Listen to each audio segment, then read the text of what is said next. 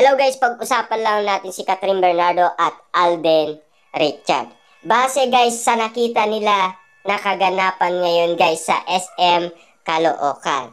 Kitang-kita naman natin guys na sobrang sweet na talaga nila. 'Di ba?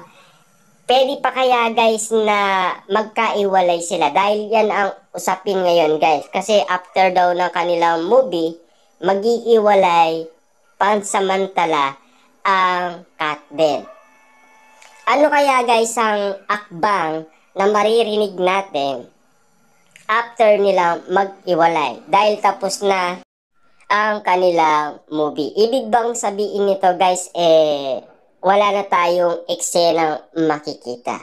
Wala na tayong balita patungkol umano sa Kat din.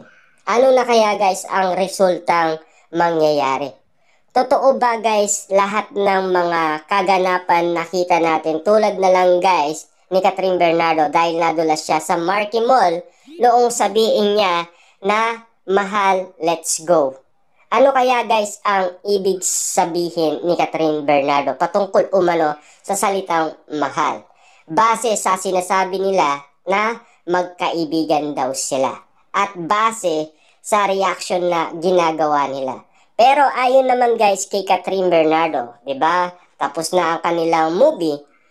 Siyempre, sinasabi naman nila na pwede naman silang magkita kapag may okasyon at lalong-lalo na guys, pwede daw silang mag-gym, 'di ba? Siyempre guys, no, wala pa yung movie, spotted na silang dalawang nagkikita umano. Base sa merong okasyon tulad ng birthday ni Catherine Bernardo, yung private birthday ni Catherine Bernardo at yung house blessing ni Catherine Bernardo. Pero ang dami pang issue na nadagdagan umano dahil marami tayong lihim na nalaman umano patungkol sa mga usapin na hindi natin alam. Tungkol ito sa airplane na napaka-espesyal. Pero, ganun ba ka-espesyal si Catherine Bernardo para kay Alden Richard? Dahil ang pagkakaalam kasi natin guys, gustong i-direct ni Alden Richard si Catherine Bernardo. Yun ang malinaw na laging sinasabi ni Alden Richard patungkol umano kay Catherine. Yun lang ang ano niya guys, kasi akala niya kasi hindi na matutuloy ang ikalawang movie. Base kasi guys sa sinasabi din ni Catherine Bernardo, wala siya sa listaan na nabanggit niya. Kasi 3 tao lang ang nabanggit ni Catherine Bernardo base sa katanungan sa kanya. Ang tanong kasi guys, kung sino ang napupusuan niyang artistang makakasama niya sa teleserye o movie. Unang-una guys, Papa P, Dilma Santos at Jericho Rosales. Ang kasagutan noon guys, niligwak daw ni Catherine Bernardo si Alden Richard. Diba? Kita-kita naman natin guys.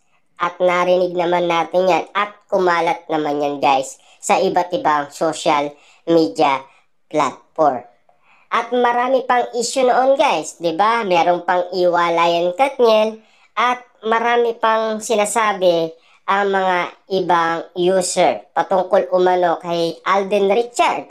Ang sabi kasi nila guys ay chinachat daw ni Alden Richard si Catherine Bernardo para i-comfort daw si Catherine Bernardo. Diba? At balak daw niyang manligaw. Pero ayon naman guys kay Alden, hindi daw totoo lahat ng mga kumakalat na issue sa social media. Pero ang tanong dito guys, kung sakali ba na matigil na ang kanilang pelikula, ano na ang balita kaya sa kanila? At totoo ba ang ula sa Kat din? Base sa lahat ng nakikita natin, hanggang pakilig lang ba ang Kat din? At hanggang mag-best friend lang ba ang Kat din? Or ibang level up na ang Kat din? Dahil ika nga nila, mag-MU na daw sila.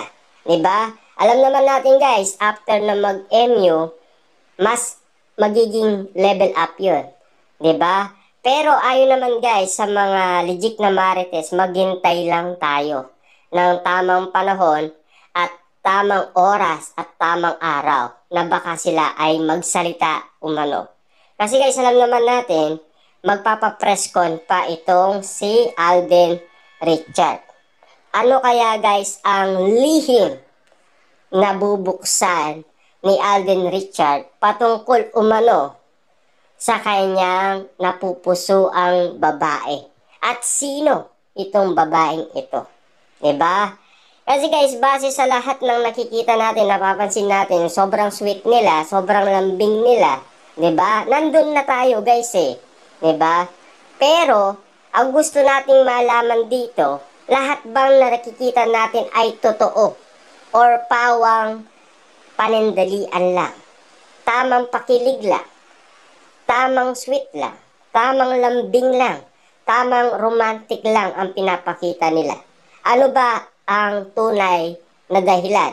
Dahil ba meron silang movie? Yun ba yung kadahilanan? Dahil nagpo-promote sila ng kanilang movie. Yun ba yun? Pero ayon naman kasi guys sa mga legit na marites, hindi promotion ang ginagawa nila.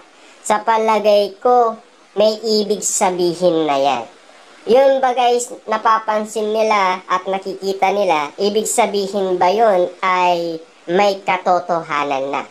At base sa pinost ni Mami Min Bernardo na botong-boto na daw siya kay Alden Richard, ano kaya ang feeling ni Mami Min Bernardo na dahil siya ay na-issue umano ng dahil sa cat death? Siya ba ay botong-boto talaga kay Alden Richard? Yan ay kaabang-abang guys na dapat nating mapansin, malaman ang totoo. Huwag tayong didepende guys sa mga nakikita natin. Huwag tayong didepende sa mga nababalitaan natin. Huwag tayong didepende sa naririnig natin. 'Di ba? Dumepende tayo guys sa totoong taong magsasalita na sila ay mag-on na. Pero meron kasi tayong naririnig na galing sa kanila mismo. Siyempre, galing yung kay Catherine Bernardo, mahal, let's go. Yung ba ay tawag niya sa kanyang best friend. Pero hindi guys eh. Tisoy ang lagi niya daw tawag kay Alden Richard. Malinaw. Guys ha, malinaw na malinaw yun. Tisoy. Pero yung mahal, let's go, saan galing yun? Diba? Yung salitang mahal, may ibig sabihin ba yun? Diba? Siya ba ay nadulas? At kagulat-gulat ba? At katakataka ba? Diba?